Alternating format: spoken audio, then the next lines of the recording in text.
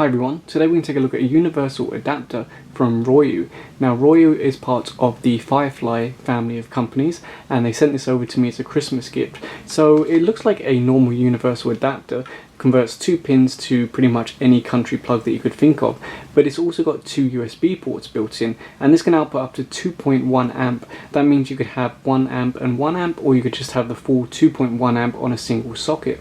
So if we look at the back of the packaging, we can see it's rated at 10 amp, 2500 watts, 5 volts, 2.1 amp on the USB. But I think they need to update the packaging because it says here on the back, child protect socket, safety shutter protects children, blah blah blah. But there is no safety shutters on this. They do have it on some of their other products, but this one doesn't have it. So I think they need to update this packaging. But as far as I know, this is a new product, so they may have already changed the packaging. So the first thing we're going to do is plug it into the watt meter and measure how much power it consumes while it's sitting idle. There's nothing plugged into it here and there's nothing plugged into the USB ports. And you can see that it's around 0.1 watt or 0.09 watts, which is pretty low. Now for the sake of comparison, I'm going to plug in a genuine Apple USB charger and we'll see how much power this consumes while idle. And you can see it's pretty much the same, 0.09, 0.08, pretty much identical when idle, so that's a good start.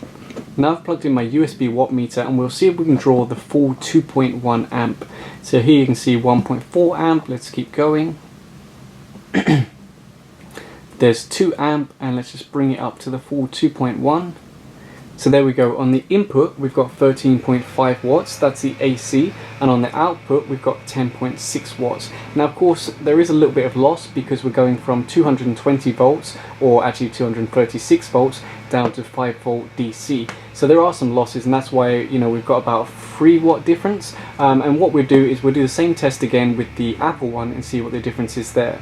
So we're now plugged into the Apple charger and you can see the input is 13.1 watts and the output is 10.5 watts. So the Apple one is a tiny bit more efficient, but there's really nothing in it. They're pretty much identical, to be honest. And now let's test what happens if I go over the 2.1 amp with the Royu USB charger. So I'm going to slowly increase it. We're at 2.1 amp, let's go a little bit higher. 2.2 amp, but you can see the voltage has dropped down to 4.5. Let's keep going.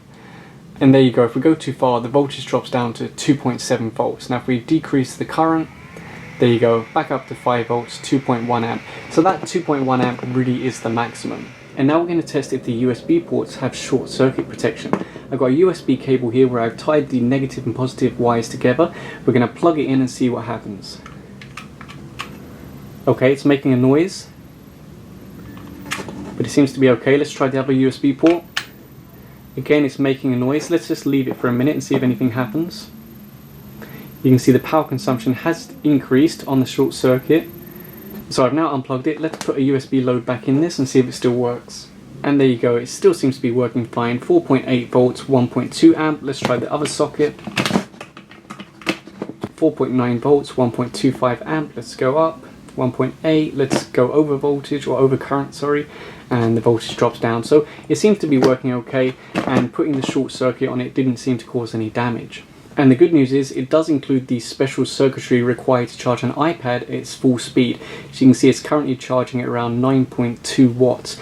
So it's good to see that they did include the special circuitry required to charge the iPad at the top speed, because not every USB charger has that built in. So I think that pretty much sums up this universal adapter from Royu. It's just like a regular universal adapter, except that it has 2 USB ports built in. So it's very useful. You can take up one socket, you've got your universal input and 2 USB ports. So if you have any questions, put them in the comment section down below. And if you enjoyed this video, please give a thumbs up and subscribe. Thanks for watching.